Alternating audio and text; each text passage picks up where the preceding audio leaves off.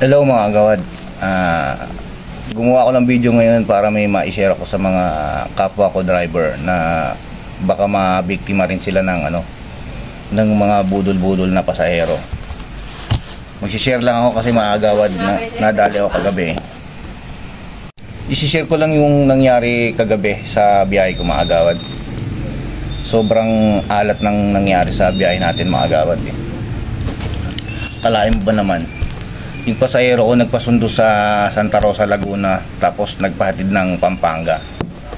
Dahil meron daw silang imi-meet up na magiging amo nila. Magkakatulong sila mga agawad sa Pampanga. May contact na daw sila roon. Ang nangyari ganito mga agawad. Pumunta ako ng Santa Rosa, pinik up ko yung pasahero na yon. Tapos tinanong ko sila kung saan sila mangangamuhan. Sabi nila may kausap na raw sila sa Pampanga. Tapos syempre sa kagustuhan ko makaihatid kaagad sila, diretso na kaagad kami ng Pampanga. Pero bago nangyari yung dumiretso kami, wala silang pamasahe mga agawad. Toll gate nila, yung toll gate namin ako pa rin ang nagbayad kasi wala silang pambayad. Sabi nila sa akin, sila yung mapipick up daw yung mami-meet up daw namin na tao dun sa Pampanga. Yun daw yung magbabayad ng pamasahe nila, lahat-lahat. Kasi yun ang usapan nila. Tapos pagdating namin ng Pampanga mga agawad, hindi nagpakita yung tao. Kasi syadong late na alas 10 na ng gabi ata yun, mga alas 11 na ng gabi ganon. Tapos wala nangyari. Hanggang sa yung address na binigay sa kanila hindi sakto. Hindi hinanap pa namin ang hinanap yun doon. Nagtanong-tanong pa ako. Tumagal kami doon, mga 2 oras mga agawad, hanggang sa nakarating kami ng Angeles, Pampanga, San Fernando, Pampanga, hanggang doon sa may Mexico, Pampanga. Sa may subdivision na pinagbabanggit nila. Sa may Mawin Village sa Angeles. Tapos sa may Santo Domingo Village, doon sa may Mexico, Pampanga.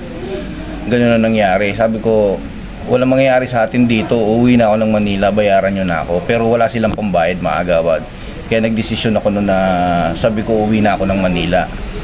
Kasi wala na pagod na ako gusto ko na umuwi, madaling araw na rin kasi nangyari na yung mga agawad Pero nung uuwi na ako ng Manila, sumabay sila sa akin. Sabi nila sa akin, mangungutang daw sila ng pera dito sa dati nilang amo sa Sampaloc, sa Sobredad Corner Blumen Street, Sampaloc, Manila. Ang nangyari mga agawad, pagdating namin ng Sampaloc, kumatok sila dun sa bahay nung dati nilang amo. May nakausap sila mga agawad. Tapos ako nasa loob lang ako ng taxi. Hinintay ko silang bumalik kasi nung kumatok sila dun sa amo nila, iniwan pa nila yung gamit nila mga agawad dito sa loob ng taxi. Hanggang sa nakaiglip ako. Tapos ganun yung nangyari mga agawad. Pagkagising ko, nalimpungatan ako mga agawad kasi umaga na alas 6 na ng umaga, wala pa Pero nung unang kumatok sila, mga 5:30 yun, medyo madilim pa doon sa lugar na pinagpwestuhan ko. Kaya ganun ang nangyari. Alam niyo ba mga agawad, wala nangyari sa aking biyahe, napagod ako. Sobrang ubos ang gasolina ng taxi. Tapos yung kinita ko nung maghapon naipan toll gate ko pa. Grabe. Sa experience ko kahapon mga agawad, akala ko magiging maganda yung biyahe ko kahapon. Pero ang nangyari, tumulong ka na napasama ka pa. Kasi umuwi ako ng garahe, walang gasolina yung taxi mga agawad Hindi rin ako nakapag-boundary kay boss. Buti na lang mabait yung boss ko. Naintindihan niya yung nangyari sa akin. First time lang mangyari yan mga agawad. Kaya na-stress ako ng todo-todo doon sa nangyari sa akin kagabi. Nagpagod lang ako maghapon mga agawad. Pasensya na kayo. Sinare ko lang to. Panoorin nyo na lang yung actual na nangyari na i-video ko ng konti. Share ko lang to para maging aware sa mga driver din na kagaya ko. Mag-iingat kayo mga agawad. Okay lang kahit ganun talaga nangyari. Charge to experience na lang yan Okay lang kasi hindi tayo sinaktan, hindi tayo, alam mo yun, goods pa rin tayo mga agawad. share ko na lang sa inyo yung video, panoorin nyo na lang kasi medyo masakit pa ulo ko, kulang pa ako sa tulog mga agawad eh.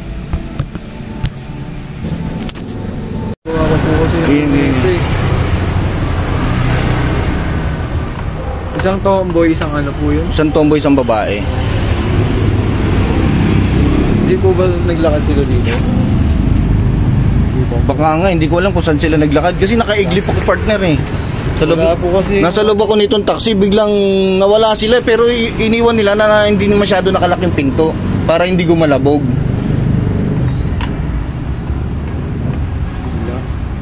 Hindi pa po kasi nakaano yung record na ito sir eh. Hindi pa po nila inaayos. Ito mo yung ano din.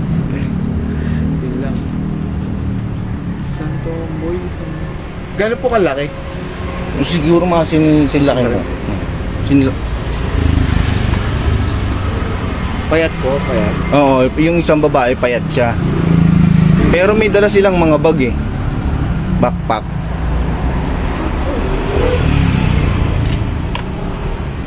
Dito lang yun talaga.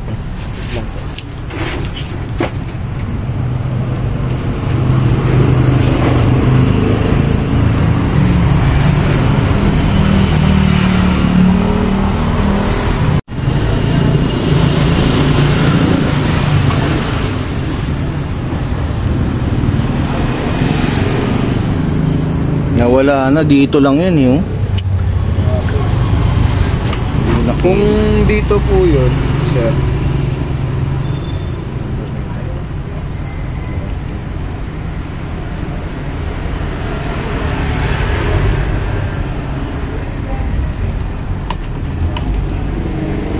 Nakainom po ba yun mga yun? Hindi sila nakainom eh. Mga ano sila eh, normal sila eh.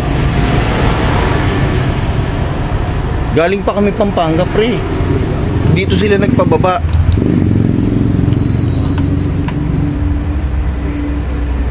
Kung galing po dito, pwede po silang gumanon dito, taga sa amin. Oo nga eh.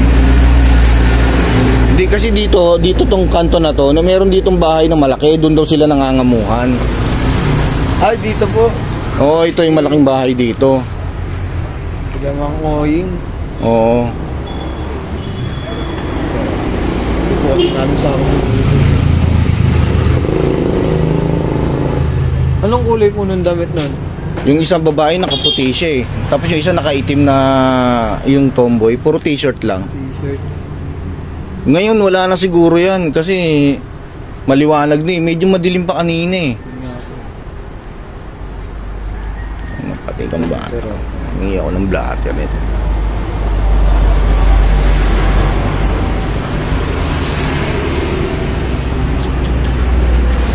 Blatter nyo na lang po eh. Sakali lang. Baka sakali lang. Oo. Blatter na lang. Oo Oo nga. nga po eh. Saan ko ani mo ate? Wala ko. Kung sino, kung kay Sablay o kay... Ano pangalan nito? Kay Tabuso. Andiyan yung taxi mo sa kanto. Palagay ko kung pumunta doon kay Sablay yun. Saan ba dito? Dito Pumunta pumunta? dyan sa kanto malaking bahay. Opo, yung malaking bahay yun po dyan. Yan yung kantong-kanto na yan. O yun. Saan kaya Sablay? Oo. Tanong mo lang. Dalawang babae, no? Opo, dalawang babae po sila. Ito na lang kanina naman to. Eh, alam po, sa Papa ni Kuya Sir. Eh po yung po. Saan? Saan ang kotse? Yan yung bag. Yan, hindi naman nila kotse. Tangi. Ay, ito pa. Tumama ka, brother. Sige, brad, sama. Balik na lang. Ah, sige po. Ano yun? Basta po, binigay po yung ano. Ha? Bahan mo na lang muna. Tapos pag ano. Oo, pag...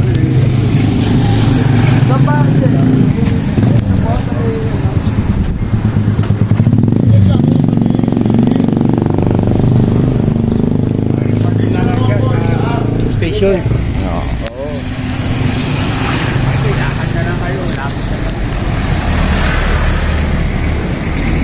Nga eh. Yung taxi oh. Ayan pa yung ano niya oh, plastic niya oh, iniiwan pa oh.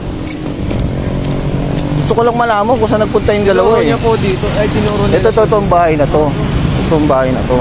May mga alagang aso eh.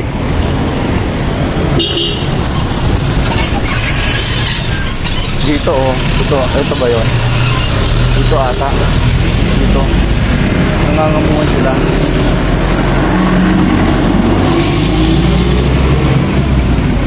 Yan yata yun. Pwede kaya tayo magsabi dito sa kanila?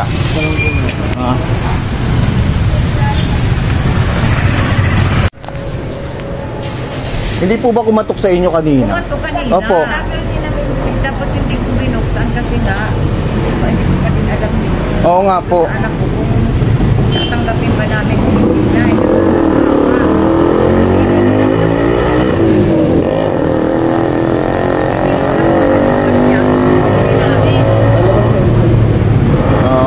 Ibig sabihin po, talagang pumunta rito kanina. Talaga. Dito, nagpapaawa nga siya. Walang makakapagpagyan ako na. Kaya sabi ko, kayo nang anak ko.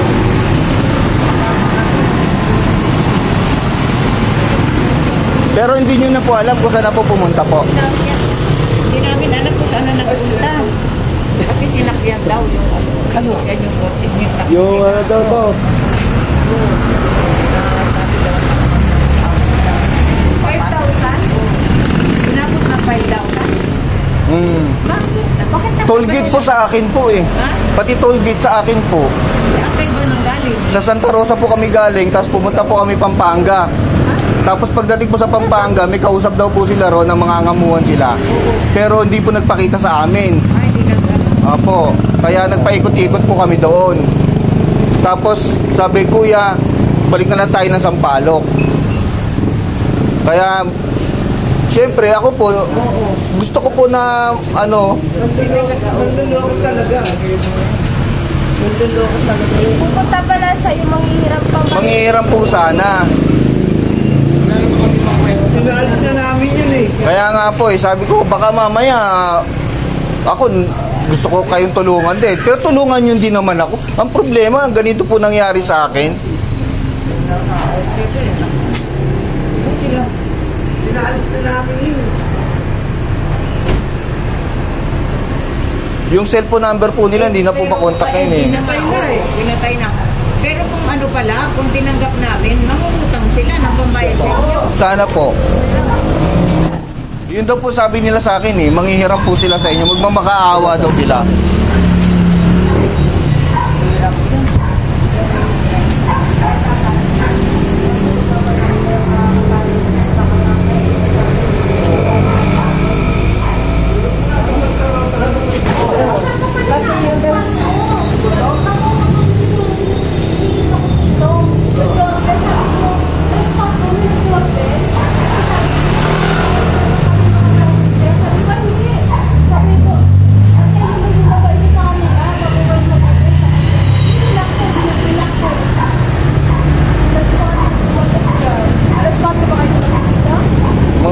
Mga 4:30. Pero ikaw yung kausap sa telepono kanina. Papunta ko dito. Kausap ko siya kanina. Nagme-message pa. Anong naiwan sa inyo? Wala na po ba po? Ang naiwan lang po sa akin, yung chichirya nila eh. Mga bag nila. Yung bag nila, wala na eh. Wala na. Asan yung bag nila? Natangay nila eh. Ha? Tangay na nila siguro. Ano ka ba kasabi? Punta na dito. Oo, dito. Sabi niya, kuya, sandali lang, ano lang kami. Makikisuyo lang kami, kuya. Sabi ko, tutulungan ko kayo, tulungan nyo naman ako. Tignan nyo naman nangyari sa atin, nag-tollgate pa tayo. Lahat po akin. Pati tollgate ng gasolina, tollgate sa expressway sa akin. Sabi ko, kahit pamasahe, wala kayo. Pambira naman kayo. Sabi kong gano'n, oh. Wala sila ikaw Oo nga po, sabi dito lang sa malaking bahay eh. Kaya, hinayaan ko silang lumabas. Tapos siguro nung nakaiglip na ako, bumalik yung dalawa, kinuha yung gamit nila, tapos umalis na.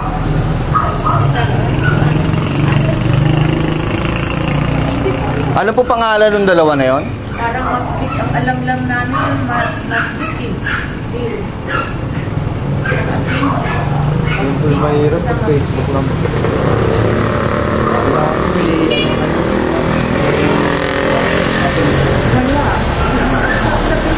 Kahit tayo data po. Wala. May camera po ba kayo rito? Pwede po masilip lang. Wala yun. Walang ano. Kasi sa totoo lang po, di ko sila na-picturean eh. Sa barangay, maano yung... Wala pong record. Galing na po ako. Wala yun.